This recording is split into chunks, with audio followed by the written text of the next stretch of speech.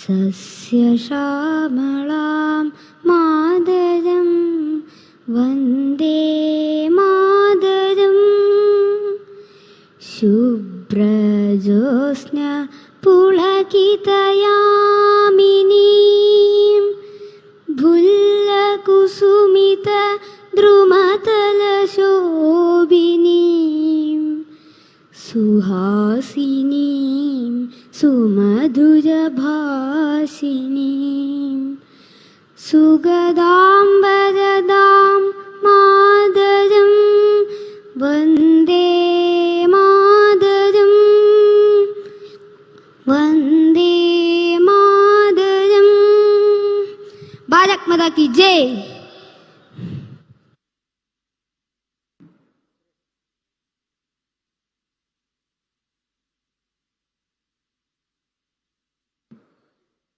നമ്മുടെ പരിപാടി ആരംഭിക്കുന്നതിന് മുന്നോടിയായി ആമുഖ പ്രഭാഷണം നടത്തുവാൻ വേണ്ടി പാർട്ടിയുടെ സംസ്ഥാന സെക്രട്ടറി, തിരുവനന്തപുരം ജില്ലയിൽ നിന്നുള്ള സംസ്ഥാന നേതാവ്, നിരവധി കാലം തിരുവനന്തപുരം ജില്ലയിലെ BJP വളർത്തുവാൻ വേണ്ടി, പടുത്തുയർത്തുവാൻ വേണ്ടി പരിശ്രമിച്ച മുൻ ജില്ലാ പ്രസിഡന്റ് അഡ്വക്കേറ്റ് എസ് സുരേഷിനെ ക്ഷണിക്കുന്നു.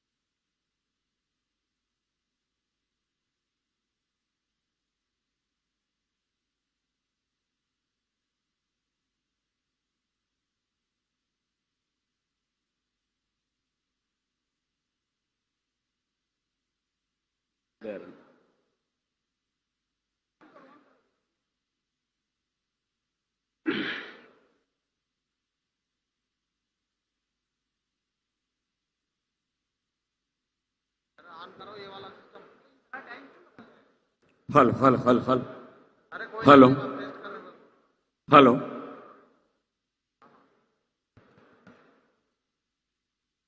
വേദിയിൽ സന്നിഹിതരായിരിക്കുന്ന ശ്രീ ഒ രാജഗോപാൽ ഉൾപ്പെടെയുള്ള ശ്രീ കുമ്മനം രാജശേഖരേട്ടൻ, ശ്രീ CK പത്മനാഭൻ, ശ്രീ അനിൽ ആന്റണി, ശ്രീ PC ജോർജ് ഉൾപ്പെടെയുള്ള BJPയുടെയും NDAയുടെയും സമാദരണീയരായിട്ടുള്ള നേതാക്കന്മാരെ, സദസ്സിൽ എത്തിക്കൊണ്ടിരിക്കുന്ന അനന്തപുരിയിലെ ഓരോ ബൂത്തിലെയും നരേന്ദ്രമോദിയുടെ സന്ദേശവാഹകരായിട്ടുള്ള എൻ്റെ പ്രിയപ്പെട്ട സഹപ്രവർത്തകരെ,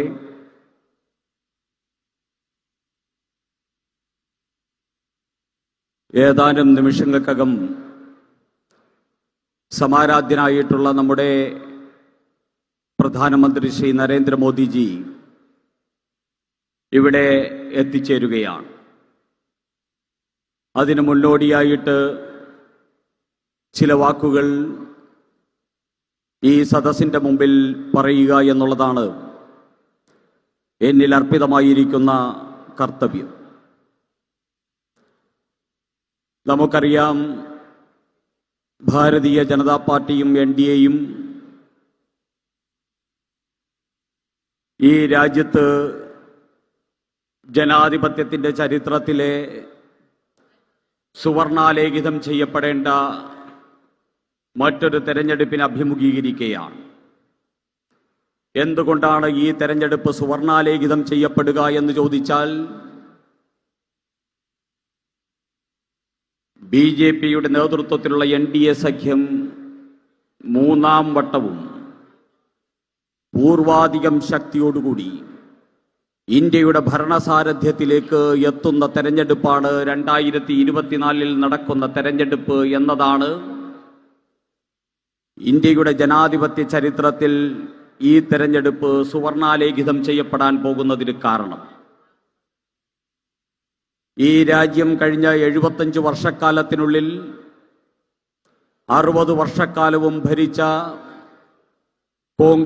കോൺഗ്രസ് ബാന്ധവമുള്ള ആൾക്കാരും ഈ രാജ്യത്തിനെ ഏതവസ്ഥയിലാണ് നമുക്ക് കൈമാറിയത് എന്ന് എല്ലാവർക്കും അറിയാം. ആ രാജ്യത്തെ ഇന്ന് ലോകത്തിലെ വൻ ശക്തികളുടെ പട്ടികയിലേക്ക് ഉയർത്തിക്കൊണ്ടുവന്ന വികസനത്തിൻ്റെ ചരിത്രത്തിൽ ഒരു പുതിയ അധ്യായം സൃഷ്ടിച്ച ലോക നേതാവാണ് ശ്രീ നരേന്ദ്ര ദാമോദർ ദാസ് മോദി. 1947 ഓഗസ്റ്റ് 15 രാജ്യത്തിന് സ്വാതന്ത്ര്യം കിട്ടുമ്പോൾ രാജ്യം ആ സുപ്രഭാതത്തിൽ പെട്ടെന്നങ്ങ് സ്വതന്ത്രയാവുകയായിരുന്നില്ല. ഈ രാജ്യത്തിന്റെ സ്വാതന്ത്ര്യത്തിനു വേണ്ടി 1000 വർഷത്തെ വൈദേശികമായിട്ടുള്ള അധിനിവേശങ്ങൾ അതിജീവിച്ചുകൊണ്ട് സ്വാതന്ത്ര്യത്തിന്റെ ആ പുത്തൻ പതാകവാഹകരായിട്ട് മാറാൻ ഈ രാജ്യത്തിന് മഹാഭാഗ്യം സിദ്ധിച്ച ആ 1947 ഓഗസ്റ്റ് 15 സാക്ഷാത്കരിക്കുന്നതിന് വേണ്ടി ജീവാർപ്പണം ചെയ്ത 10,000 വരുന്ന ധീരരായിട്ടുള്ള ദേശാഭിമാനികളുണ്ട്.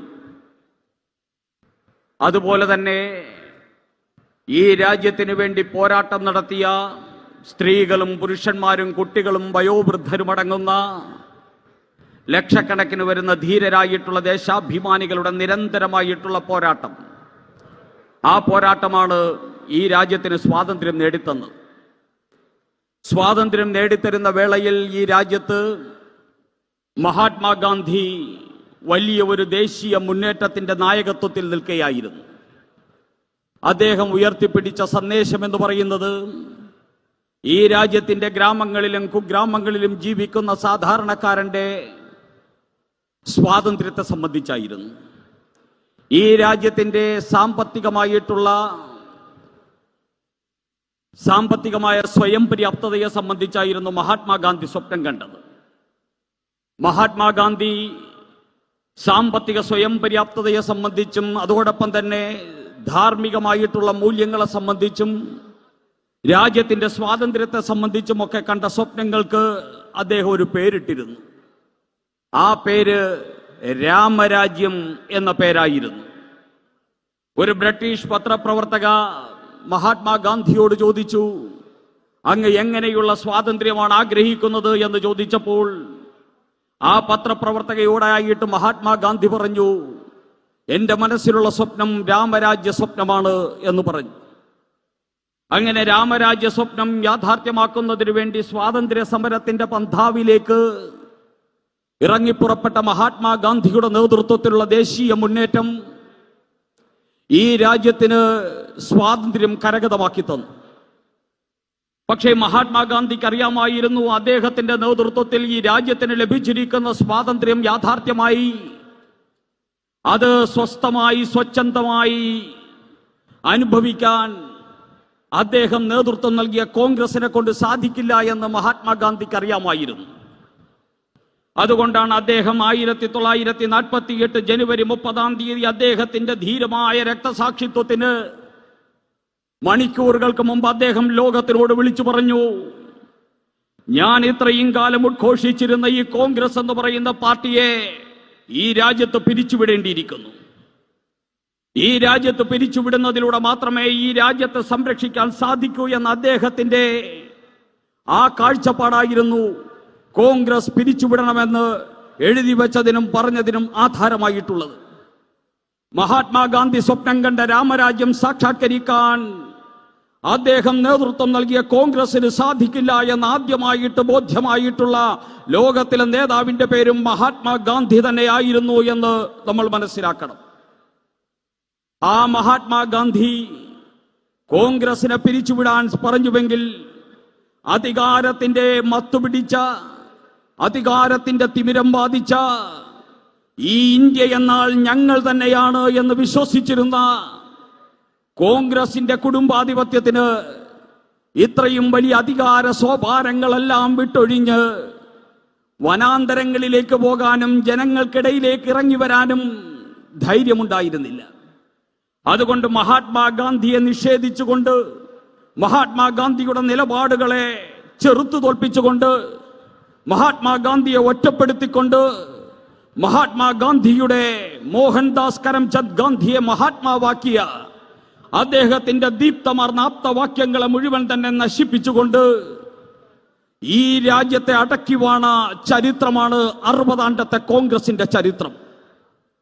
നരേന്ദ്ര ദാമോദർ ദാസ് മോദിയുടെ നേതൃത്വത്തിലുള്ള ഭരണം 2014 അധികാര സ്ഥാനത്തേക്ക് എത്തുമ്പോൾ നരേന്ദ്ര ദാമോദർ ദാസ് മോദിയുടെ നേതൃത്വത്തിൽ ഭാരതീയ ജനതാ പാർട്ടി വിശ്വസിക്കുന്ന ഏകാത്മ മാനവ ദർശനത്തിന്റെ ഒരു പരീക്ഷണശാലയായിട്ട് ഭാരതത്തെ മാറ്റിയെടുക്കാൻ വേണ്ടിയുള്ള പരിശ്രമമാണ് കഴിഞ്ഞ 10 വർഷമായിട്ട് നടന്നത്. ഏകാത്മ മാനവ ദർശനത്തിന്റെ അടിസ്ഥാനത്തിലുള്ള ആ മുന്നേറ്റത്തിന് ശക്തി പകരുന്ന പ്രായോഗികമായിട്ടുള്ള പ്രവർത്തികളാണ് നരേന്ദ്ര ദാമോദർ ദാസ് മോദിയുടെ നേതൃത്വത്തിൽ ഇവിടെ നടപ്പാക്കിക്കൊണ്ടിരിക്കുന്നത്. പ്രിയപ്പെട്ടവരെ, ഇന്ന് ഈ രാജ്യത്ത് രാമരാജ്യ സമാനമായിട്ടുള്ള സാഹചര്യങ്ങൾ സംജാതമാക്കപ്പെട്ടിരിക്കുന്നു. രാമരാജ്യ സമാനമായിട്ടുള്ള സാഹചര്യങ്ങൾ സംജാതമാക്കപ്പെട്ടിരിക്കുന്നു എന്ന് പറയുമ്പോൾ അയോധ്യയിൽ ഏറ്റവും പുണ്യമായ ഒരു ദിവസം അവിടെ ശ്രീരാമന്റെ പ്രാണപ്രതിഷ്ഠ നടന്നു എന്നതുകൊണ്ട് മാത്രമല്ല, ഈ രാജ്യത്തിലെ ഏറ്റവും അശരണരായിട്ടുള്ള, അവശരായിട്ടുള്ള, നിരാശ്രയരായിട്ടുള്ള, നിശരണരായിട്ടുള്ള ആൾക്കാരുടെ കുടിലുകളിലേക്ക് കേന്ദ്രം ഭരിക്കുന്ന നരേന്ദ്രമോദി സർക്കാരിന്റെ വികസന പദ്ധതികൾ എത്തിച്ചുകൊണ്ട് 1947 ഓഗസ്റ്റ് 15 സ്വാതന്ത്ര്യം എന്ന് പറയുന്നത് ഈ രാജ്യത്തിലെ 80% വരുന്ന ദരിദ്ര ജനതയ്ക്ക് ആ സ്വാതന്ത്ര്യം അനുഭവേദ്യമാക്കാൻ, ഈ രാജ്യത്തെ കുടിലുകളിൽ ജീവിക്കുന്ന പാവപ്പെട്ടവന് ഈ രാജ്യം നേടിയ സ്വാതന്ത്ര്യം അനുഭവേദ്യമാക്കാൻ, ഈ രാജ്യത്തെ കർഷകനും കർഷക തൊഴിലാളികൾക്കും ഈ രാജ്യത്തെ ദരിദ്ര ജനവിഭാഗങ്ങൾക്കും 1947 നാം ആർജിച്ച സ്വാതന്ത്ര്യത്തിന്റെ അനുഭൂതി അത് ലഭ്യമാക്കാൻ ഭാരതീയ ജനതാ പാർട്ടിയുടെ നേതൃത്വത്തിലുള്ള ഭരണകൂടത്തിന് ഈ കഴിഞ്ഞ 9 വർഷങ്ങൾ കൊണ്ട് സാധിച്ചിരിക്കുകയാണ്. ഇന്ന് ഈ രാജ്യത്തെ കർഷക തൊഴിലാളി സംതൃപ്തനാണ്. ഇന്ന് ഈ രാജ്യത്തെ കർഷകൻ സംതൃപ്തനാണ്. ഇന്ന് ഈ രാജ്യത്തെ ദരിദ്ര ജനവാസികൾ കഴിഞ്ഞ 70 വർഷമായിട്ട് കയറിക്കിടക്കാൻ ഒരു കൂര പോലും ഇല്ലാതിരുന്ന കഷ്ടതയുടെയും യാതനയുടെയും ദുരന്തത്തിന്റെയും കയത്തിൽ കിടന്ന് ഇങ്ങനെ ജീവശ്വാസത്തിനു വേണ്ടി വിറങ്ങലിച്ച പാവപ്പെട്ട ദരിദ്ര ജനവിഭാഗങ്ങൾ ഇന്ന് സംതൃപ്തരാണ്. കാരണം അവന് കയറിക്കിടക്കാൻ 3.5 കോടി വീടുകൾ വെച്ച് നൽകിയ നരേന്ദ്രമോദി സർക്കാരാണ്. അവന് ഇൻഷുറൻസ് പദ്ധതി നൽകിയിരിക്കുന്നത് നരേന്ദ്രമോദി സർക്കാരാണ്. അവന്റെ വീട്ടിനകത്തേക്ക്, അവന്റെ അടുപ്പത്തേക്ക് പാചകവാതക സിലിണ്ടർ സൗജന്യമായിട്ട് നൽകിയിരിക്കുന്നത് നരേന്ദ്രമോദി സർക്കാരാണ്. അവന്റെ വീട്ടിൽ സൗജന്യമായിട്ട് ഇലക്ട്രിസിറ്റി കണക്ഷൻ എത്തിച്ച് നൽകിയിരിക്കുന്നത് നരേന്ദ്രമോദി സർക്കാരാണ്. അവൻ കർഷകനാണെങ്കിൽ 3 സെന്റ് ഭൂമിയെങ്കിലും സ്വന്തമായിട്ടുണ്ടെങ്കിൽ 3 മാസത്തിലൊരിക്കൽ 2000 രൂപ വെച്ച് അവന് നൽകുന്നത് നരേന്ദ്രമോദി സർക്കാരാണ്.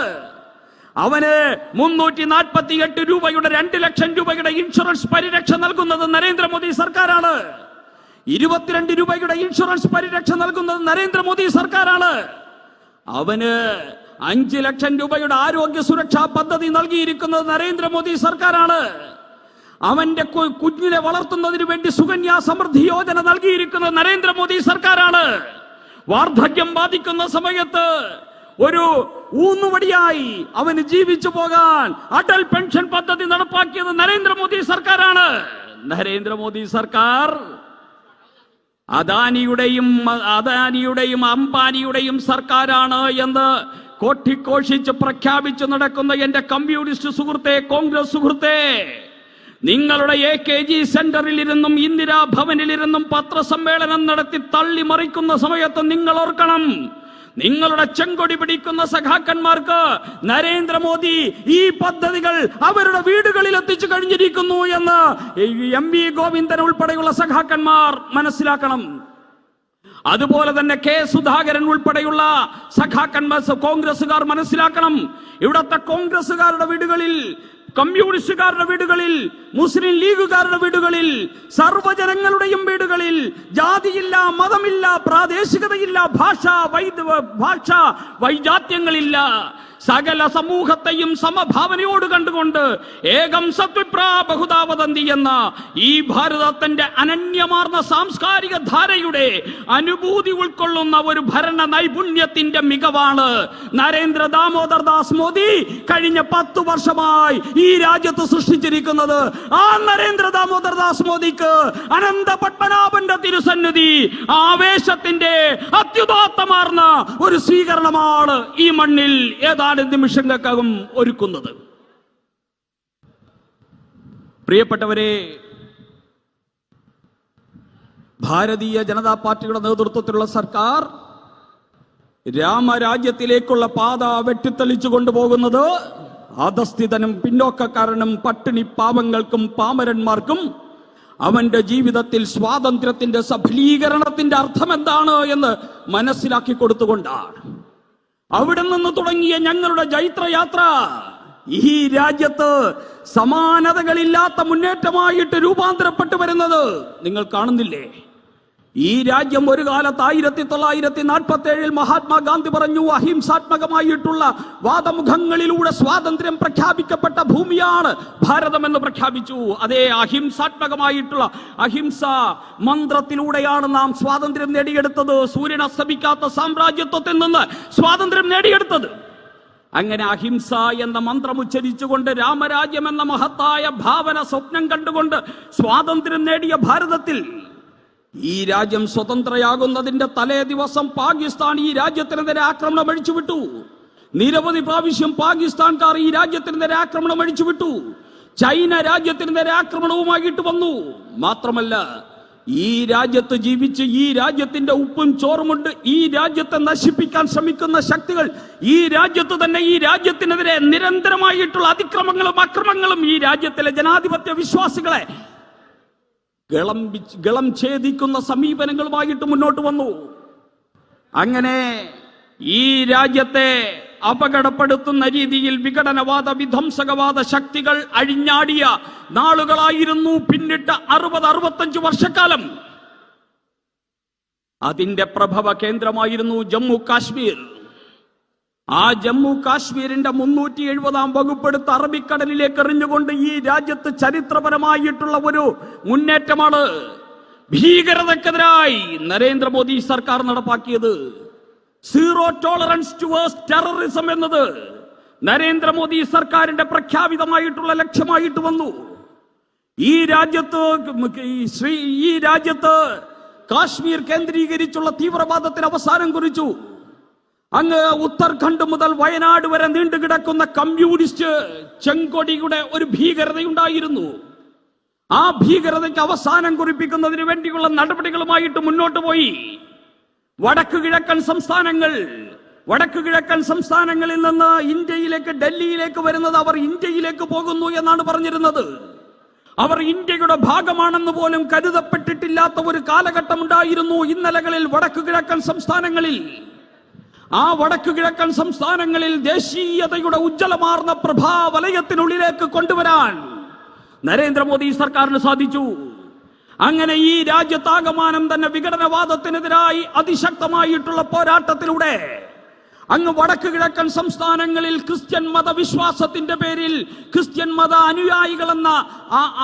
അനുയായികളെന്ന് കാപട്യം കാണിച്ചുകൊണ്ടിറങ്ങിയ ചില ഭീകരവാദികളെ തുരത്താൻ തയ്യാറായി.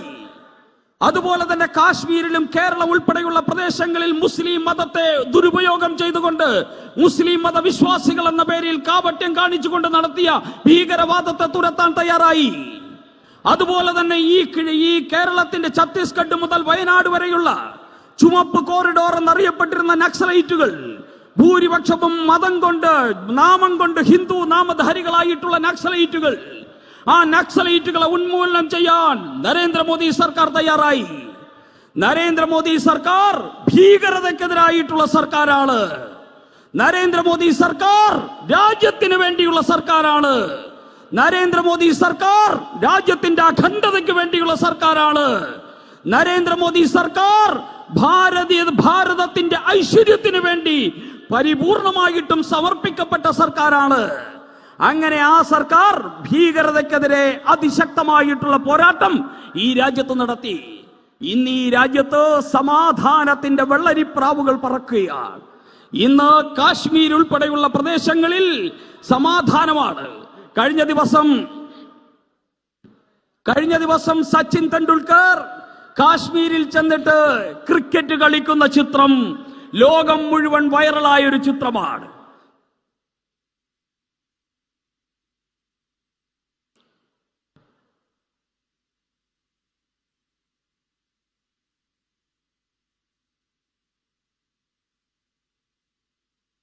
How to remove that? Remove the tape, sir. Here.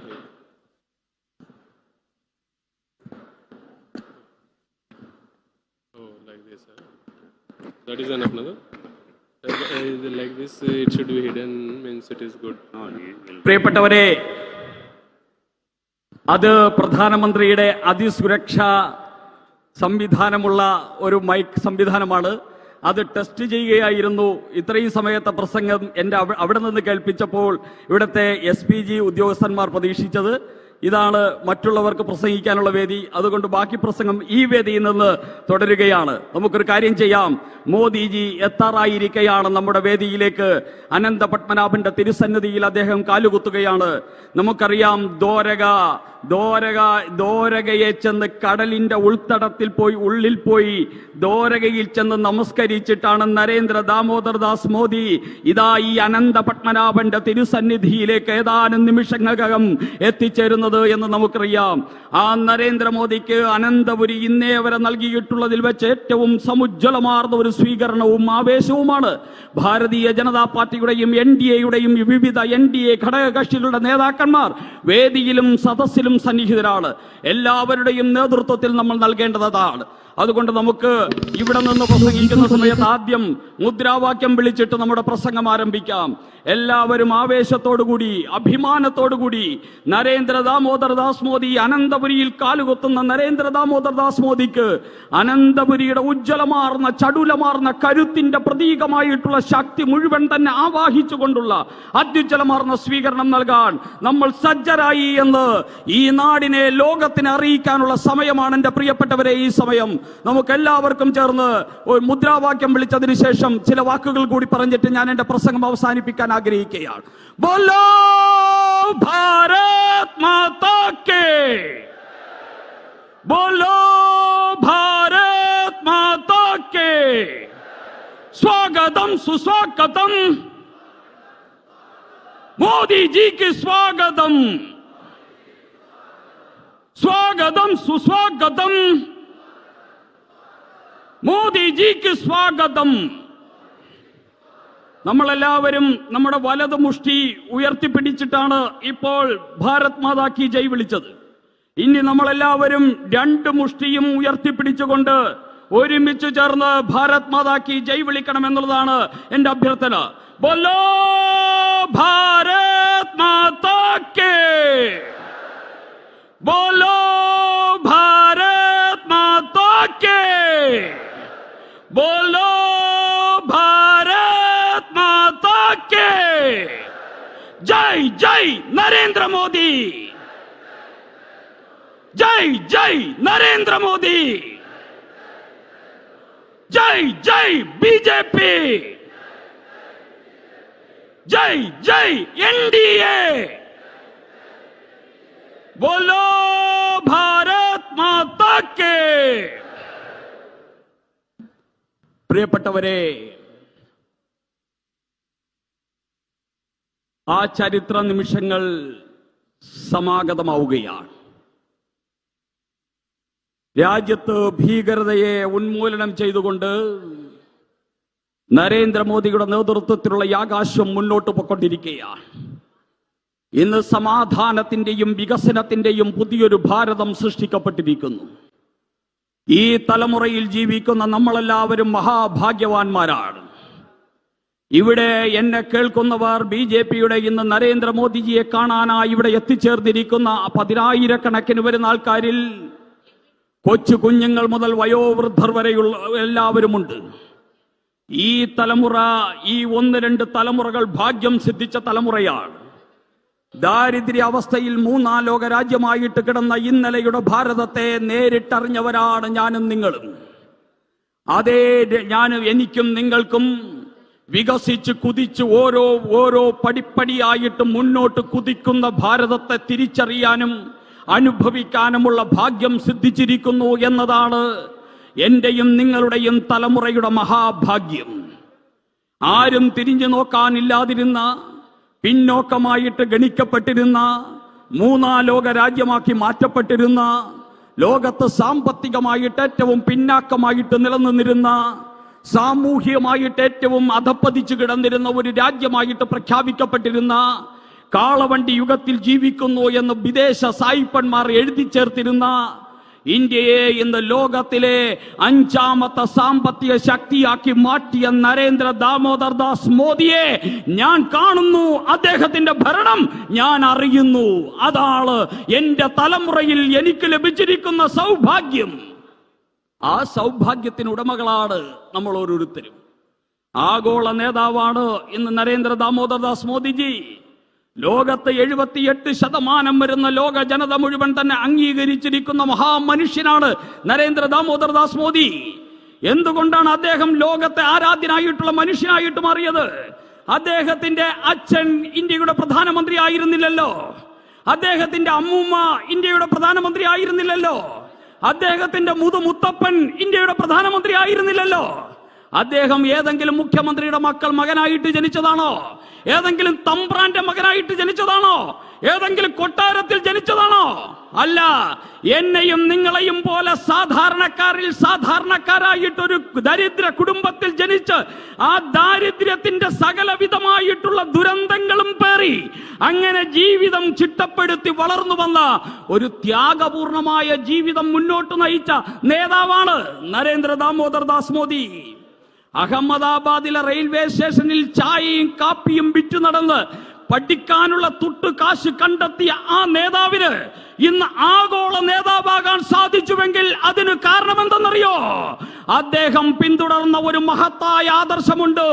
ഈ ഭാരതത്തിന്റെ പവിത്രമാർന്ന ആദർശം, ഭാരതീയ ജനതാ പാർട്ടിയുടെ താമരയാങ്കിത ഹരിതകാവി പതാക ഈ ലോകത്തിന്റെ മുമ്പിൽ വിഭാവനം ചെയ്യുന്ന ഏകാത്മ മാനവ ദർശനം എന്ന ഉദാത്തമാർന്ന ആദർശം സ്വന്തം ഹൃദയത്തിൽ സൂക്ഷിച്ചുകൊണ്ട് ഭാരത് മാതാ കി ജയ് എന്ന അഭിമാനപൂർവ്വം വിളിച്ചുകൊണ്ട് രാജ്യത്തിന് വേണ്ടി ജീവിച്ചത് കൊണ്ടാണ് നരേന്ദ്ര ദാമോദർ ദാസ് മോദി ഒരു ദരിദ്ര കുടുംബത്തിൽ പിറന്നിട്ടും ആഗോള നേതാവായിട്ട് മാറ്റപ്പെട്ടിരിക്കുന്നത് എന്ന് നമ്മൾ മനസ്സിലാക്കണം. അങ്ങനെയുള്ള മോദിജിയെ സ്വീകരിക്കാൻ തയ്യാറാകുമ്പോൾ അനന്തപുരിക്കൊരു ഉത്തരവാദിത്വമുണ്ട്. അനന്തപുരി എന്ന് പറയുന്നത് ഭാരതീയ ജനതാ പാർട്ടിയുടെയും NDAയുടെയും രാഷ്ട്രീയ ചരിത്രത്തിന്റെ വിജയിച്ച ഒരു ലബോറട്ടറിയാണ്. ഭാരതീയ ജനതാ പാർട്ടിയുടെ കരുത്തിന്റെ പ്രതീകം കൂടിയാണ് അനന്തപുരിയിൽ. BJPയുടെ നഗരസഭയിൽ BJPയുടെ പ്രാതിനിധ്യം. ഈ കേരളത്തിലെ പ്രതിപക്ഷമായിരിക്കുന്ന UDFനെ തിരുവനന്തപുരം നഗരസഭയിലെ പ്രതിപക്ഷ നേതൃസ്ഥാനത്ത് നിന്ന് ഏറെ ദൂരേക്ക് ആട്ടിയോടിക്കപ്പെട്ട ജനത അനന്തപുരിയിലെ ഭാരതീയ ജനതാ പാർട്ടിയുടെ പിന്തുണ നൽകുന്ന ജനതയാണ്. ഇന്ന് ഈ അനന്തപുരിയിൽ ഭാരതീയ ജനതാ പാർട്ടിയാണ് പ്രതിപക്ഷ നേതൃസ്ഥാനത്ത്. അനന്തപുരിയിൽ ഭാരതീയ ജനതാ പാർട്ടിയാണ് ഏറ്റവും വലിയ ഒറ്റ രാഷ്ട്രീയ പാർട്ടി എന്ന നിലയിൽ ഏറ്റവും വലിയ രാഷ്ട്രീയ പാർട്ടി ഭാരതീയ ജനതാ പാർട്ടിയാണ്. 2019 തെരഞ്ഞെടുപ്പിൽ ഭാരതീയ ജനതാ പാർട്ടിക്ക് 5.25 ലക്ഷത്തോളം വോട്ട് നൽകി, താമര ചിഹ്നത്തിൽ വോട്ട് നൽകി NDAയെ ഈ തിരുവനന്തപുരത്തെ വലിയ ശക്തിയാക്കാൻ പിന്തുണ നൽകിയ ജനതയാണ് ഈ അനന്ത പത്മനാഭന്റെ തിരുസന്നിധിയിലുള്ള ജനത എന്ന് ഞങ്ങൾ അഭിമാനപൂർവ്വം പറയുകയാണ്. അതുപോലെ തന്നെ ഇവിടെ ഇരിക്കുന്നു ശ്രീ ഒ രാജഗോപാലിനെ പോലെയുള്ള വ്യക്തിത്വത്തെ കേരളത്തിന്റെ ആദ്യത്തെ MLA ആയിട്ട് തെരഞ്ഞെടുക്കപ്പെട്ടത് ഇതേ അനന്ത പത്മനാഭന്റെ തിരുസന്നിധിയിൽ നിന്നു തന്നെയാണ് എന്നുള്ള കാര്യത്തിൽ സംശയമില്ല. അപ്പോൾ നമ്മുടെ സുഹൃത്തുക്കൾ ചോദിക്കും, അതിപ്പോ ഇല്ലല്ലോ എന്ന് ചോദിക്കും. അതൊന്നും ഉണ്ടാക്കാൻ ഞങ്ങൾക്കൊരു ബുദ്ധിമുട്ടുമില്ല. കാരണം ഞങ്ങളുടെ പ്രവർത്തകരും ഞങ്ങളുടെ വോട്ടർമാരും അവിടെയുണ്ട്. ഇതിനെയൊക്കെ തന്നെ നശിപ്പിക്കുന്നതിന് വേണ്ടിയുള്ള ചില കുടില തന്ത്രശാലികളായിട്ടുള്ള ആൾക്കാർ വേഴാമ്പലിനെ പോലെ അങ്ങ് വടകരയിൽ നിന്ന് തിരുവനന്തപുരത്ത് നേമത്ത് വന്നിറങ്ങി, കമ്മ്യൂണിസ്റ്റ് പാർട്ടിയിൽ നിന്ന് അച്ചാരം വാങ്ങി, ഇവിടത്തെ പോപ്പുലർ ഫ്രണ്ട് ഉൾപ്പെടെയുള്ള തീവ്രവാദി സംഘടനകൾക്ക് വിടുപണി ചെയ്ത് BJP-യുടെ ദേശീയതയുടെ നരേന്ദ്രമോദിയുടെ അഭിമാന ചിഹ്നമായ താമരയെ നിങ്ങൾ തോൽപ്പിക്കാൻ വേണ്ടി പരിശ്രമിച്ചു. തൽക്കാലം നിങ്ങൾ വിജയിച്ചു. പക്ഷേ ശാശ്വതമായ വിജയം ആർക്കാണെന്ന് കെ മുരളീധര നിങ്ങൾ ഇതാ കാണാൻ പോവുകയാണ്. ശാശ്വതമായ വിജയം ആർക്കാണ് എന്ന് MV ഗോവിന്ദ, പിണറായി വിജയ നിങ്ങൾ കാണാൻ പോവുകയാണ്. ശാശ്വതമായ വിജയം ഈ രാജ്യത്ത് ഒരൊറ്റ ശക്തിക്ക് മാത്രമാണ്. അത് നരേന്ദ്രമോദി നേതൃത്വം നൽകുന്ന ഭാരതീയ ജനതാ പാർട്ടി എന്ന ശക്തിക്ക് മാത്രമാണ് ഈ രാജ്യത്ത് ശാശ്വതമായ വിജയം, ശാശ്വതമായ മുന്നേറ്റം.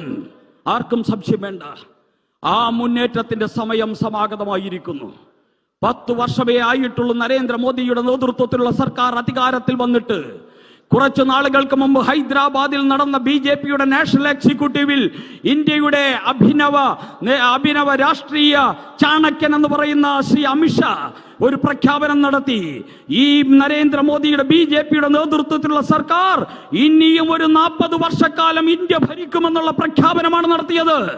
ആ പ്രഖ്യാപനം അമിത്ഷാ ഒരു പ്രമേയത്തിലൂടെ ഹൈദരാബാദിൽ കൂടിയ BJP-യുടെ നാഷണൽ എക്സിക്യൂട്ടീവിൽ നടപ്പാക്കി അവതരിപ്പിച്ചുവെങ്കിൽ അർത്ഥശങ്കയ്ക്കിടയില്ലാത്ത വിധം അനന്ത പത്മനാഭന്റെ തിരുസന്നിധിയിൽ വെച്ച് BJP പറയുകയാണ്, BJP നേതൃത്വം നൽകുന്ന ഇന്ത്യയിലെ സർക്കാർ ഇനിയും ഏറെ ദശാബ്ദങ്ങൾ ഈ രാജ്യത്തിന്റെ ഭാഗധേയം നിർണയിച്ചുകൊണ്ട് ഈ രാജ്യത്തിലെ ജനതയുടെ ദരിദ്ര ജനതയോടൊപ്പം, ഈ രാജ്യത്തിലെ അധ്വാനിക്കുന്ന ജനതയോടൊപ്പം, ഈ രാജ്യത്തിലെ ന്യൂനപക്ഷങ്ങളോടൊപ്പം, ഈ രാജ്യത്തിലെ പിന്നാക്ക ജനവിഭാഗങ്ങളോടൊപ്പം, ഈ രാജ്യത്തിലെ ഗോത്രവർഗ വിഭാഗങ്ങളോടൊപ്പം, ഈ രാജ്യത്തിലെ സകലമാന മനുഷ്യ സമൂഹത്തിനോടൊപ്പം എന്നെന്നും ഉണ്ടാകുമെന്നുള്ള ആ പ്രഖ്യാപനം നടത്തുകയാണ്.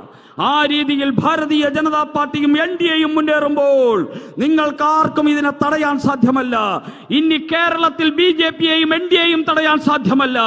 നിങ്ങൾ ഇന്നലകളിൽ ഞങ്ങളെ പറഞ്ഞു സവർണാധിപത്യത്തിന്റെ പാർട്ടിയാണ് BJP എന്ന്.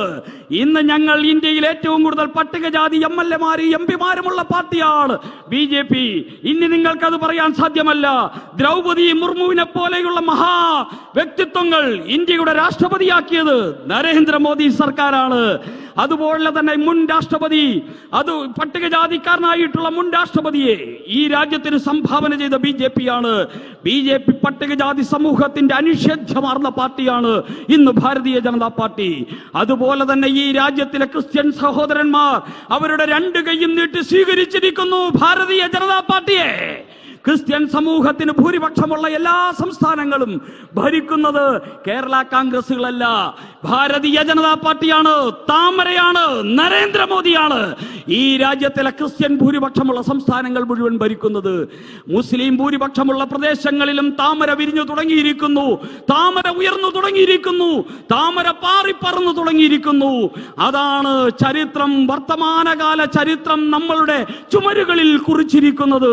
അതാണ് ആ ചരിത്രം നമ്മൾ മനസ്സിലാക്കി മുന്നോട്ട് പോകണം എന്ന് മാത്രമാണ് എനിക്ക് ഈ അവസരത്തിൽ പറയാനുള്ളത്. പ്രിയപ്പെട്ടവരെ, 65-70 വർഷക്കാലമായിട്ട് ഈ കേരളം തമസിലകപ്പെട്ടിരിക്കുകയാണ്.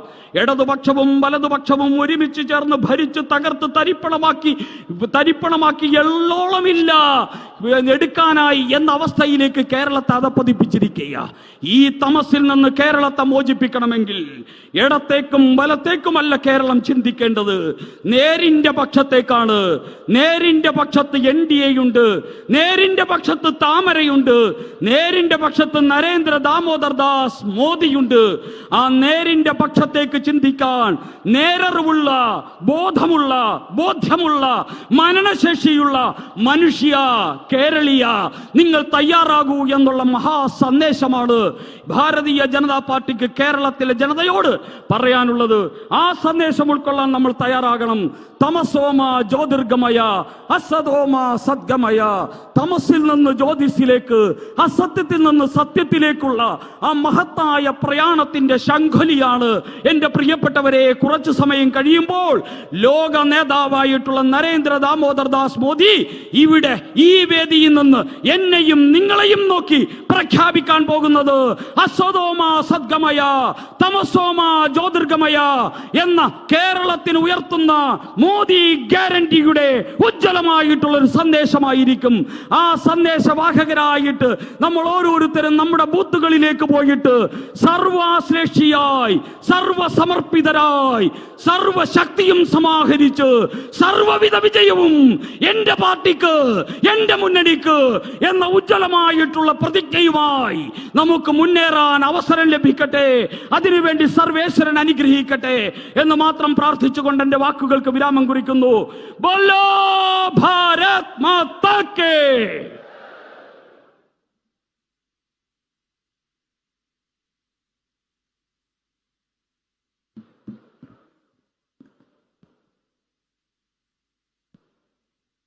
പ്രിയപ്പെട്ടവരെ, നമ്മുടെ ആരാധനായ പ്രധാനമന്ത്രി, നമ്മുടെ പ്രിയപ്പെട്ട നേതാവ്, അദ്ദേഹം VSSയിലെ പരിപാടിയിൽ പങ്കെടുത്തുകൊണ്ടിരിക്കുകയാണ്. അദ്ദേഹം ഏതാനും നിമിഷങ്ങൾ കൂടി കഴിയുമ്പോഴേക്കും നമ്മെ കാണുവാൻ വേണ്ടി ഇവിടെ എത്തും. അതിനു മുൻപ് അതിൻ്റെ ഒരു മുന്നൊരുക്കമെന്ന നിലയ്ക്ക് ആ ഭാഗത്തെ ഗ്യാലറിയിലിരിക്കുന്ന നമ്മുടെ പ്രവർത്തകരൊക്കെ തന്നെ ഈ പ്രധാന പന്തലിന്റെ ഇരുവശവുമുള്ള ഭാഗത്ത് കസേരകൾ കുറച്ചൊഴിഞ്ഞു കിടപ്പുണ്ട്. ആ ഭാഗത്തേക്ക് ഇരിക്കണം. ആയിരക്കണക്കിന് പ്രവർത്തകർ പുറത്ത് സെക്യൂരിറ്റി ചെക്കപ്പ് കഴിഞ്ഞ് കയറുവാൻ വേണ്ടി കാത്തിരിക്കുകയാണ്. ആ ഗ്യാലറിയിൽ ഇരിക്കുന്ന പ്രവർത്തകർ, ആ യുവമോർച്ചയുടെ വോളണ്ടിയേഴ്സ്, ആ ഗ്യാലറിയിൽ ഇരിക്കുന്ന മുഴുവൻ പ്രവർത്തകരെയും ഒഴിഞ്ഞു കിടക്കുന്ന കസേരകളിലേക്ക്, ഇവിടെ മുൻഭാഗത്തും മറ്റു സ്ഥലങ്ങളിലുമായി ഒഴിഞ്ഞു കിടക്കുന്ന കസേരകളിലേക്ക് ഇരുത്തണം. അവിടെ നിൽക്കുന്ന പ്രവർത്തകർ പരമാവധി എത്രയും പെട്ടെന്ന് തന്നെ പ്രധാനമന്ത്രി വേദിയിൽ എത്തുന്നതിന് മുൻപ് തന്നെ മുഴുവൻ പ്രവർത്തകരും കസേരയിൽ ഇരിക്കേണ്ടതായിട്ടുണ്ട്. മുഴുവൻ പ്രവർത്തകരും റോഡിൽ നിന്നും ഗ്രൗണ്ടിനുള്ളിലേക്കും ഹാളിനുള്ളിലേക്കും കയറിയതിനു ശേഷം മാത്രമേ അദ്ദേഹത്തിന് വേദിയിലേക്ക് എത്താൻ സാധിക്കുകയുള്ളൂ. അതുകൊണ്ട് തന്നെ മുഴുവൻ പ്രവർത്തകരും എത്രയും പെട്ടെന്ന് തന്നെ ഒഴിഞ്ഞു കിടക്കുന്ന കസേരകളിലിരിക്കണം. ജയ് ബോലോ ഭാരത് മാതാ കി. വീണ്ടും വരണം മോഡി സർക്കാർ, ഇനിയും ഇനിയും മോഡി സർക്കാർ. ജയ് ബോലോ ഭാരത് മാതാ കി. ജയ് ബോലോ നരേന്ദ്ര മോഡിക്ക്. സ്വാഗതം, സുസ്വാഗതം. നരേന്ദ്ര മോഡിക്ക് സ്വാഗതം. പ്രിയപ്പെട്ട പ്രവർത്തകരെ, മുഴുവൻ പ്രവർത്തകരും, ആ യുവമോർച്ചയുടെ വോളണ്ടിയേഴ്സ് മുഴുവൻ പ്രവർത്തകരെ, ഗ്യാലറി ഉള്ളവരൊക്കെ തന്നെ ഈ പന്തലിലേക്ക് കയറ്റിയിരുത്തണം. അടുത്തതായി നമ്മോട് സംസാരിക്കുവാൻ വേണ്ടി പാർട്ടിയുടെ സംസ്ഥാന ഉപാധ്യക്ഷ പ്രൊഫസർ VT രമ ടീച്ചറെ ക്ഷണിക്കുന്നു.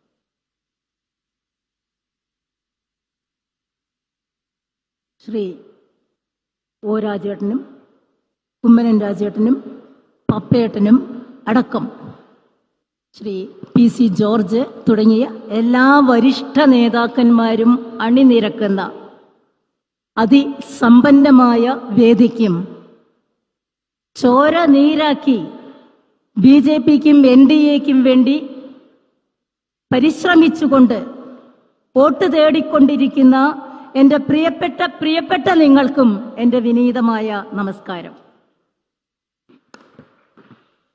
പ്രിയപ്പെട്ടവരെ, വളരെ പ്രധാനപ്പെട്ട ഒരു ദിവസം. രാജ്യത്തിന്റെ പ്രധാനമന്ത്രി സ്വയം രാജ്യത്തിന്റെ പ്രധാന സേവകൻ എന്ന് വിശേഷിപ്പിച്ചുകൊണ്ട് ഒരു രാഷ്ട്രത്തെ വികസനത്തിന്റെ ഉന്നതിയിലേക്ക് നയിക്കുന്ന ലോകത്തെ ഒരേ ഒരു നരേന്ദ്രമോദി. ആ നരേന്ദ്രമോദിജിയാണ് ഇന്ന് നമ്മളെ കാണാൻ, നമ്മളോട് സംവദിക്കാൻ ഈ തിരുവനന്തപുരത്തിന്റെ പരിപാവനമായ മണ്ണിലേക്ക് എത്തുന്നത്. ലോകത്ത് ഏറ്റവും അഭിമാനമുള്ള ജനത അതാരാണെന്ന് ചോദിച്ചാൽ ഒരൊറ്റ ഉത്തരമേയുള്ളൂ, നമ്മൾ ഭാരതീയർ. ലോകത്തെ ഏറ്റവും ആരാധ്യ ഭാരത സർക്കാരിന്റെ അഭിവന്ദ്യ നേതാവാണ് നരേന്ദ്രമോദിജി ഇന്ന് നമ്മോടൊപ്പം എത്തുന്നത്. ഭാരതത്തിന്റെ സ്വാതന്ത്ര്യാനന്തര കാലഘട്ടത്തിന്റെ ഒരുപാട് കാര്യങ്ങൾ എനിക്ക് നേരത്തെ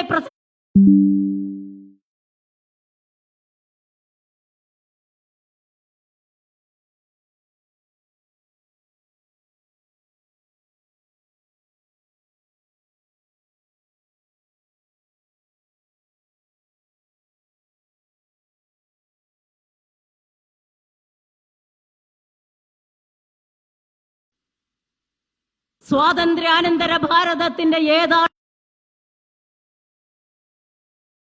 60 വർഷക്കാലം, 6 പതിറ്റാണ്ട്, ചെറിയൊരു കാലഘട്ടമല്ല. അന്ന് ഇവിടെ ഭരിച്ച കോൺഗ്രസിന്റെ നേതൃത്വത്തിലുള്ള ഭരണകൂടം ഭാരതത്തിന്റെ വളർച്ചയെ ഒരു ബോൺസായി ചെടിയെ പോലെയാക്കി എന്നാണ് എനിക്ക് പറയാനുള്ളത്. വീട്ടിന്റെ ഉള്ളിൽ ചെടിച്ചട്ടിയിൽ വളർത്തി കുറുകി മാത്രം വലുതാവുന്ന ബോൺസായി വളർച്ച, ആ ബോൺസായി വളർച്ചയായിരുന്നു സ്വാതന്ത്ര്യാനന്തര ഭാരതത്തിന്റെ 6 ദശകത്തോളം ഭാരതം അനുഭവിച്ചുകൊണ്ടിരുന്നത്. അവിടെ നിന്ന് ഒരു വടവൃക്ഷത്തിന്റെ വിശാലതയിലേക്ക് ഭാരതത്തെ വളർത്തിയെടുത്തത് നരേന്ദ്രമോദി സർക്കാരാണ്. ലോകത്തിന്റെ ആധ്യാത്മികവും ശാരീരികവും ബുദ്ധിപരവുമായ വളർച്ചയ്ക്ക് വേണ്ട ഒരൊറ്റ മൂലികയാണ് യോഗ. ആ യോഗ ലോകത്തിന് സമ്മാനിച്ചുകൊണ്ടാണ് 2014 മോദി സർക്കാർ അധികാരത്തിലെത്തിയത്. അദ്ദേഹം ആദ്യം പ്രാധാന്യം കൊടുത്തിരുന്നു എന്ന് ഇവിടുത്തെ കോൺഗ്രസുകാർ കണ്ടില്ല.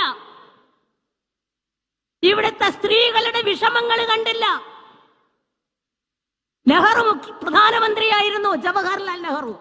തുടങ്ങുന്നത് അവിടെ നിന്നാണ്. അവിടെ പിഴച്ചു തുടങ്ങിയതാണ് ഭാരതത്തിന്റെ പൂർവകാലം എന്ന് നിങ്ങൾ ഓർക്കണം. നെഹ്റു പറഞ്ഞത്, സ്വയം അദ്ദേഹത്തെ കുറിച്ച് നെഹ്റു പറഞ്ഞ ഒരു വാചകമുണ്ട്, I am an English by education, a Muslim by culture and a Hindu by accident. വിദ്യാഭ്യാസം കൊണ്ട് ഞാൻ ഒരു ഇംഗ്ലീഷുകാരനാണ് പറഞ്ഞത് ജവഹർലാൽ നെഹ്റുവാണ്. വിദ്യാഭ്യാസം കൊണ്ട് ഞാൻ ഒരു ഇംഗ്ലീഷുകാരനാണ്, ഭാരതീയനാണെന്ന് പറഞ്ഞിട്ടില്ല. സംസ്കാരം കൊണ്ട് ഞാനൊരു മുസ്ലിമാണ്, ആകസ്മികത കൊണ്ട് അപകടവശാൽ ഞാനൊരു ഹിന്ദുവായി മാറി എന്ന് ഉറക്കെ പ്രഖ്യാപിച്ച ഒരു പ്രധാനമന്ത്രി നെഹ്റുവിന്റെ പിൻഗാമികളാണ് കോൺഗ്രസിന്റെ ചക്രം തിരിക്കുന്നതെങ്കിൽ അവിടെ നിന്ന് നിങ്ങൾ എന്ത് പ്രതീക്ഷിക്കും? ഭാരതത്തിന് എന്ത് കിട്ടും? മതേതര ഭാരതം എന്നുണ്ടായി. ആ മുസ്ലിം ബൈ കൾച്ചർ എന്ന് പറഞ്ഞത് കൊണ്ടാണ് അദ്ദേഹം കാശ്മീർ പോലും ഇന്ത്യയിൽ നിന്ന് അടർത്തിയെടുക്കുന്ന രീതിയിൽ തീരെഴുതി കൊടുത്തത്. ആ മതേതരത്വം, നെഹ്റുവിന്റെ മതേതരത്വം നമ്മൾ കണ്ടറിഞ്ഞതാണ്. ഇന്ത്യൻ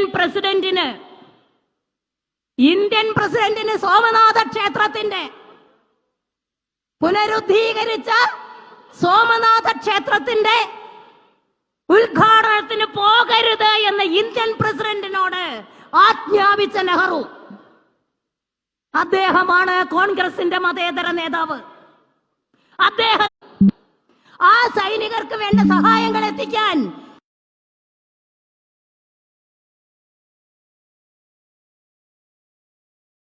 ഇന്ന് നരേന്ദ്രമോദി റോഡ് വെട്ടി എല്ലാ സൗകര്യം ചെയ്തു കൊടുത്തപ്പോൾ അന്ന് റോഡ് വെട്ടണ്ട എന്ന് പറഞ്ഞവരാണ് കോൺഗ്രസുകാര്. റോഡ് വെട്ടിക്കഴിഞ്ഞാൽ വിദേശികളായ ശത്രുക്കൾ ആ റോഡിലൂടെ ഇന്ത്യയിലേക്ക് വരുമെന്ന പരിഹാസ്യമായ വാചകം മേള നടത്തിയവരാണ് കോൺഗ്രസുകാര്. അത് കഴിഞ്ഞ് ഇപ്പൊ നരേന്ദ്രമോദി ഭരിക്കുകയാണ്. നമ്മുടെ പാവപ്പെട്ട വീട്ടമ്മമാർക്ക് സഹായങ്ങളുണ്ട്, കുടിവെള്ളമുണ്ട്. നമ്മുടെ പാവപ്പെട്ട സ്ത്രീകൾക്കടക്കം സംരംഭകത്വത്തിനുള്ള വഴികളുണ്ട്. അങ്ങനെ ക്ഷേമത്തിലേക്ക് ഞാൻ വിശദീകരിക്കുന്നില്ല, സമയം അവസാനിക്കാൻ പോവുകയാണ്, അതുകൊണ്ട് ഞാൻ നീട്ടുന്നില്ല. എല്ലാ മേഖലകളിലും വഴിയോര വാണിഭക്കാർക്ക് വരെ 10 ലക്ഷം മുതൽക്കങ്ങോട്ട് പെരുക്കങ്ങൾ, 10 ലക്ഷത്തിന്റെ പെരുക്കങ്ങൾ, സഹായം അനുവദിക്കുമ്പോൾ, ലോൺ അനുവദിക്കുമ്പോൾ നമ്മൾ ഒന്ന് മനസ്സിലാക്കണം, ജാതി മത സാമ്പത്തിക പരിഗണനകളല്ല, അർഹതയാണ് മോദി ഗവൺമെന്റിന്റെ ലക്ഷ്യം. പ്രിയപ്പെട്ടവരെ, ഭാരതം കുതിക്കുമ്പോൾ കേരളം കിതയ്ക്കുകയാണ്. ഇവിടുത്തെ ഇടതുപക്ഷ ഗവൺമെന്റ്, ഞാനൊന്നും അക്കമിട്ട് നിരത്തുന്നില്ല, ജോലി തരുന്നുണ്ടോ? മോദി സർക്കാർ 10 ലക്ഷം പേർക്ക് തൊഴിൽ കൊടുക്കുമെന്ന് പറഞ്ഞ് ഒരു കൊല്ലത്തിന്റെ ഉള്ളിൽ 1,93,000 പേർക്ക് കൊടുത്തു കഴിഞ്ഞു. പിണറായി വിജയൻ എന്ത് തന്നു? സ്വന്തം മകളുടെയും മരുമകന്റെയും അച്ഛന്റെയും കൂടിയുള്ള ഒരു ത്രികോണത്തിന്റെ ഉള്ളിലേക്ക് കേരളത്തെ കടത്തി വെച്ചുകൊണ്ട്, കേരളത്തിന്റെ ശവക്കല്ലറയിൽ അവസാനത്തെ ആണി അടിച്ചുകൊണ്ടിരിക്കുന്ന ഇവിടുത്തെ കമ്മ്യൂണിസ്റ്റ് ഭരണം ഇവിടെ ഇനിയും വേണോ എന്ന് നെഞ്ചത്ത് കൈവച്ച് നിങ്ങൾ തീരുമാനിക്കൂ. അല്ലെങ്കിൽ അതേ മറ്റേ കൈ നെഞ്ചത്ത് വെച്ച് മാനിഷാദ അരുത് കാട്ടാള എന്ന് പറയാനുള്ള തന്റെ ഇടം വേണം. അല്ലെങ്കിൽ ഇവിടെ ഉണ്ടാകുന്നത് ആർഷോമാരായിരിക്കും. ഇവിടെ നിയന്ത്രിക്കുന്ന പാവപ്പെട്ട പോലീസുകാർ നമ്മുടെ ഗവർണറെ അപമാനിക്കുന്ന സമയത്ത് കോഴിക്കോട് സർവകലാശാലയിൽ വെച്ച് ആർഷോ പറഞ്ഞത്, പോലീസുകാര് ഞങ്ങൾ പറഞ്ഞാൽ കക്കൂസ് കഴുകണം എന്നാണ്. അങ്ങനെ പോലീസുകാര് കക്കൂസ് കഴുകണം എന്ന് പറഞ്ഞ് ആജ്ഞാപിച്ച നികൃഷ്ടമായ മനസ്സുള്ള ആർഷോമാരുടെ നേതൃത്വത്തിലേക്ക് ഈ കേരളത്തെ വിട്ടുകൊടുക്കണോ എന്ന് നിങ്ങൾ തീരുമാനിക്കൂ. ആര് വേണം? വികസനത്തിന്റെ മോദിയുടെ ഗർജനം വേണോ? അതോ അവജ്ഞയോടെ ഈ ജോലിക്കാരെ, ആഭ്യന്തര വകുപ്പിനെ വരെ അപമാനിക്കുന്ന ആർഷോമാര് വേണോ എന്ന് നിങ്ങൾ തീരുമാനിക്കൂ. പ്രിയപ്പെട്ടവരെ, നമ്മുടെ കേരളത്തിലെ സ്ത്രീകളുടെ അവസ്ഥയെക്കുറിച്ച് ഞാൻ പറയുന്നില്ല, തട്ടിക്കൊണ്ടു പോകലിനെ കുറിച്ച് ഞാൻ സൂചിപ്പിക്കുന്നില്ല, പീഡനത്തെ കുറിച്ച് ഞാൻ പറയുന്നില്ല. കാസർഗോഡ് നിന്ന് തൊപ്പിയിട്ട് പൊന്നാനി വന്ന് അടുത്ത തൊപ്പിയും ഇട്ട് നവകേരള സദസ്സ് നടത്തിയാൽ കേരളത്തിന് വികസനം ഉണ്ടാവില്ല എന്ന് പിണറായിയോട് പറഞ്ഞു കൊടുത്തിട്ട് ഒരു കാര്യവുമില്ല. അത് മനസ്സിലാകണമെങ്കിൽ തലയില് മൂള വേണം. ഇവർക്കുള്ളത് എന്താണ്? തീവ്രവാദം മാത്രമാണ്.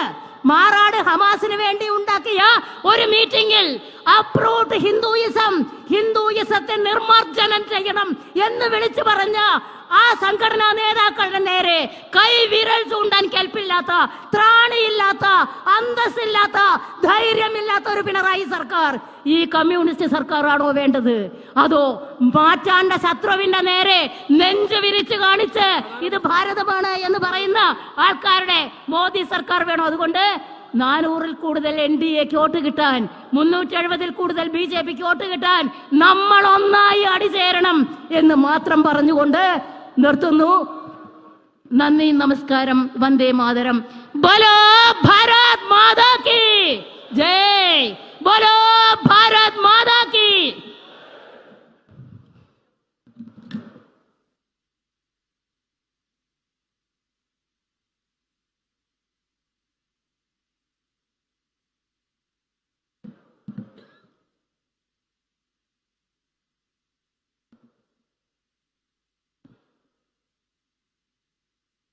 നമ്മൾ ദേശീയ തലത്തിൽ തന്നെ ഈ തെരഞ്ഞെടുപ്പുമായി ബന്ധപ്പെട്ട് ചില മുദ്രാവാക്യങ്ങൾക്ക് രൂപം കൊടുത്തിട്ടുണ്ട്. അത് കന്യാകുമാരി മുതൽ കാശ്മീർ വരെയുള്ള നമ്മുടെ പ്രവർത്തകർ ആവർത്തിച്ച് ആ മുദ്രാവാക്യങ്ങൾ ജനങ്ങളുടെ ഇടയിൽ പ്രചരിപ്പിച്ച് വരാൻ പോകുന്ന തെരഞ്ഞെടുപ്പിൽ നമ്മുടെ ദേശീയ നേതൃത്വം പ്രഖ്യാപിച്ച 400 സീറ്റ് നേടിക്കൊണ്ട് ലോകത്തിലെ ഏറ്റവും വലിയ കരുത്തുള്ള ജനാധിപത്യ രാജ്യമായിട്ട് ഭാരതത്തെ മാറ്റുവാനുള്ള പ്രയത്നത്തിന്റെ ഭാഗമായിട്ടാണ് ഇവിടെ നമ്മുടെ സംസ്ഥാന അധ്യക്ഷൻ ഉൾപ്പെടെ ഉള്ളവർ വീണ്ടും വരണം എന്ന് വിളിക്കുമ്പോൾ പ്രവർത്തകരൊക്കെ തന്നെ മോദി സർക്കാർ എന്ന് ഏറ്റുവിളിക്കണം. ഒരിക്കൽ കൂടി എന്ന് വിളിക്കുമ്പോൾ മോദി സർക്കാർ, വരണം മോദി സർക്കാർ. കന്യാകുമാരി മുതൽ കാശ്മീർ വരെ വരാൻ പോകുന്ന ദിനങ്ങളിൽ ഈ മുദ്രാവാക്യം മുഴങ്ങണം. ഇത്രയും കാലം BJPയോട് ഒപ്പം നിൽക്കുവാൻ സാധിക്കാത്തവർ മുഴുവനും തന്നെ BJPയോട് അണിചേരുന്ന ഒരു സാഹചര്യത്തിലേക്കാണ് രാഷ്ട്രം പോയിക്കൊണ്ടിരിക്കുന്നത്. അതുകൊണ്ട് തന്നെ നമ്മൾ ഒരുമിച്ച് വിളിക്കുന്നു, വീണ്ടും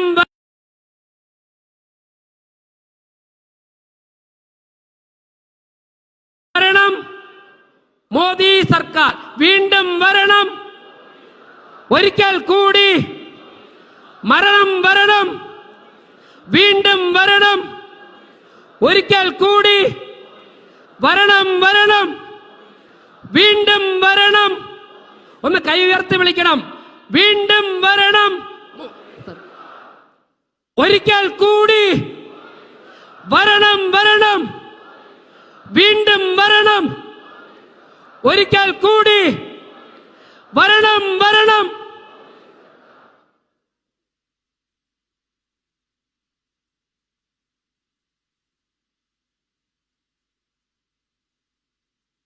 ഭാരത് മാതാ കി, നരേന്ദ്ര മോദി കി, വീണ്ടും വരണം. ഒച്ചയില്ല, എന്താണ് ഇത്? അവിടെ ഇവിടെ കേട്ടപ്പോ ദില്ലിയിൽ കേൾക്കണം. വീണ്ടും വരണം, വരണം, വരണം, ഒരിക്കൽ കൂടി വീണ്ടും വരണം, വരണം, വരണം, ഒരിക്കൽ കൂടി. പ്രിയമുള്ളവരെ, ഭാരതീയ ജനതാ പാർട്ടിയിലേക്ക്, ദേശീയ ജനാധിപത്യ സഖ്യത്തിലേക്ക് കഴിഞ്ഞ 27-ാം തീയതി മുതൽ എല്ലാ പാർലമെന്റ് മണ്ഡലങ്ങളിലും വിവിധ രാഷ്ട്രീയ പാർട്ടികളിൽ നിന്നുള്ള ആയിരക്കണക്കിന് നേതാക്കളും പ്രവർത്തകരുമാണ് പുതുതായി ചേർന്നത്. അതിലെടുത്തു പറയേണ്ട ഒരു പ്രത്യേകമായിട്ടുള്ള കാര്യം, നമ്മുടെ കേരള ജനപക്ഷത്തിന്റെ ആദരണീയനായ നേതാവ് ശ്രീ PC ജോർജ്, അദ്ദേഹത്തിന്റെ കേരള ജനപക്ഷം ഭാരതീയ ജനതാ പാർട്ടിയിൽ ലയിപ്പിച്ചിരിക്കുകയാണ്. 2 ആഴ്ച മുമ്പ് ശ്രീ PC ജോർജ്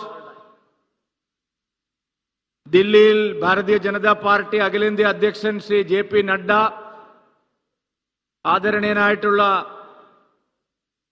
ആഭ്യന്തരമന്ത്രി ശ്രീ അമിത്ഷാ തുടങ്ങിയ നേതാക്കളുമായി കൂടിക്കാഴ്ച നടത്തുകയും നിരുപാധികം കേരള ജനപക്ഷത്തെ ഭാരതീയ ജനതാ പാർട്ടിയിൽ ലയിപ്പിക്കുകയും ചെയ്തിരിക്കുകയാണ്. ഇന്ന് പ്രധാനമന്ത്രി പങ്കെടുക്കുന്ന ഈ പരിപാടിയോടനുബന്ധിച്ച് ശ്രീ PC ജോർജിന്റെ പാർട്ടിയിൽ ഉണ്ടായിരുന്ന, ഇപ്പോൾ ഭാരതീയ ജനതാ പാർട്ടിയിൽ ലയിച്ചിരിക്കുന്ന 120ഓളം സംസ്ഥാന സമിതി അംഗങ്ങളും നേതാക്കളും ഈ സമ്മേളന നഗരിയിൽ വെച്ച് ഔപചാരികമായി ഭാരതീയ ജനതാ പാർട്ടിയിലേക്ക് അംഗത്വം എടുക്കുന്ന ചടങ്ങ് കൂടി ഇന്നിവിടെ ഉണ്ട്. ഞാൻ ഭാരതീയ ജനതാ പാർട്ടിയുടെ അധ്യക്ഷൻ എന്നുള്ള നിലയിൽ കേരളത്തിലെ ജനപക്ഷത്തിന്റെ, സെക്കുലറിന്റെ നേതാവ് ശ്രീ PC ജോർജിനെയും അദ്ദേഹത്തിന്റെ ഊർജ്ജസ്വലരായിട്ടുള്ള അനുയായികളെയും ഭാരതീയ ജനതാ പാർട്ടി സംസ്ഥാന ഘടകത്തിലേക്ക് ലയിപ്പിച്ചതായി ഔദ്യോഗികമായി ഇവിടെ പ്രഖ്യാപിക്കാൻ ആഗ്രഹിക്കുകയാണ്. ശ്രീ PC ജോർജിനും അദ്ദേഹത്തിന്റെ പാർട്ടിക്കും നിങ്ങളെല്ലാവരും ഒരു വലിയ കൈയടി കൊടുത്തുകൊണ്ട് നമ്മുടെ ഈ ഗംഗാ പ്രവാഹത്തിലേക്ക് ഒരുമിച്ച് മുന്നേറാൻ അദ്ദേഹത്തിന് കാണിച്ച സന്മനസ്സതയ്ക്ക്, അദ്ദേഹത്തിന്റെ താല്പര്യത്തിന് ഞാൻ എല്ലാവരോടും പ്രത്യേകമായി നന്ദി പറയുകയാണ്. ശ്രീ PC ജോർജിന്റെ കൂടെ അണിനിരന്നിട്ടുള്ള സംസ്ഥാന സമിതി അംഗങ്ങളെല്ലാം തന്നെ മുൻനിരയിൽ ഇരിക്കുന്നുണ്ട്. അവരെല്ലാവരും ഒന്ന് എഴുന്നേറ്റ് നിൽക്കണമെന്ന് ഞാൻ അഭ്യർത്ഥിക്കുകയാണ്. അവരെ നമ്മളെല്ലാവരും ചേർന്ന് ഒരിക്കൽ കൂടി ഒരു കൈയടിയോടുകൂടി ഈ മഹാപ്രസ്ഥാനത്തിലേക്ക് സ്വാഗതം ചെയ്യണമെന്ന് ഞാൻ വിനീതമായി അഭ്യർത്ഥിക്കുകയാണ്. ഭാരത് മാതാ കി, നരേന്ദ്ര മോദി കി, ഭാരത് മാതാ കി, നരേന്ദ്ര മോദി കി. വരണം, വരണം, വരണം, വരണം, വീണ്ടും വരണം, വീണ്ടും വരണം, ഒരിക്കൽ കൂടി, ഒരിക്കൽ കൂടി വരണം, വരണം, വീണ്ടും വരണം, വരണം, വരണം, വീണ്ടും വരണം. ഭാരത് മാതാ കി.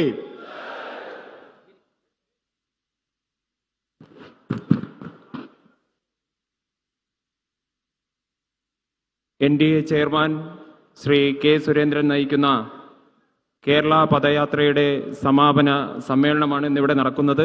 ഈ സമാപന സമ്മേളനത്തിന് ഔദ്യോഗികമായി സ്വാഗതം ആശംസിക്കുന്നതിന് വേണ്ടി ഭാരതീയ ജനതാ പാർട്ടിയുടെ ജില്ലാ അധ്യക്ഷൻ അഡ്വക്കേറ്റ് VV രാജേഷ് അവരെ ആദരപൂർവ്വം സ്വാഗതം ചെയ്യുന്നു.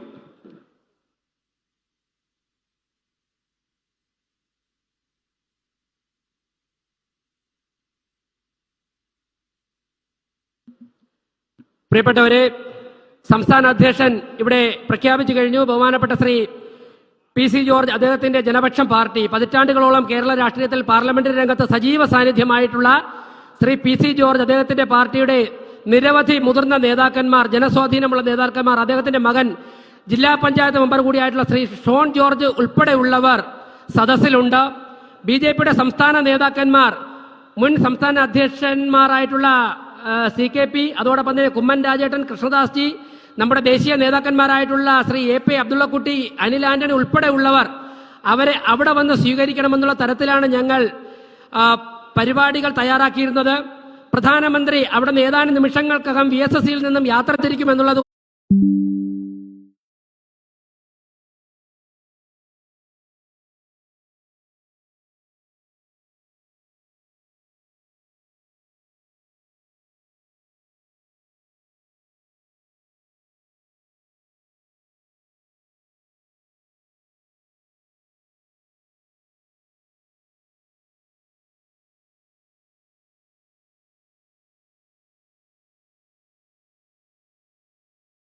क्या राहुल गांधी बनेगा? तो नहीं. This is the change in Kerala. And now ask anybody in Kerala who will be the Prime Minister in 2024. What is the answer? What is the answer? Narendra Modi, a hat-trick. So that will happen. Whenever I go to any person, I ask, how is Modi? They said, Nallat Modi. When I go to beneficiary who has got free ration or anything, I go to them, I ask them what I should tell you, tell Modi ji on this. They say, Nanni Modi. But now in this election, Nalla Modi മാത്രമല്ല, നന്ദി മോദി മാത്രമല്ല, vote Modi കൂടി വേണം.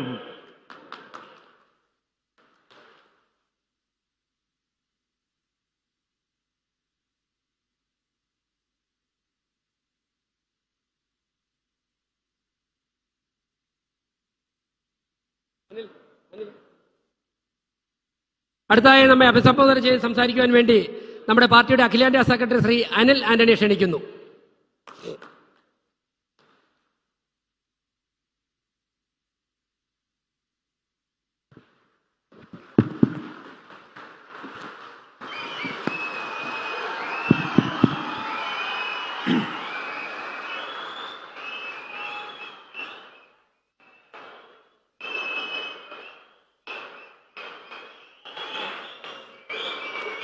भारत माता की, भारत माता की, नरेंद्र मोदी जी की, भारत माता की.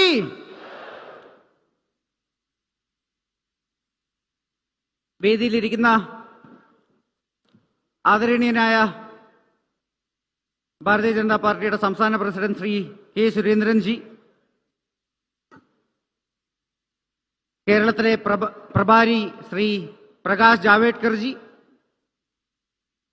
വേദിയിലിരിക്കുന്ന മറ്റെല്ലാ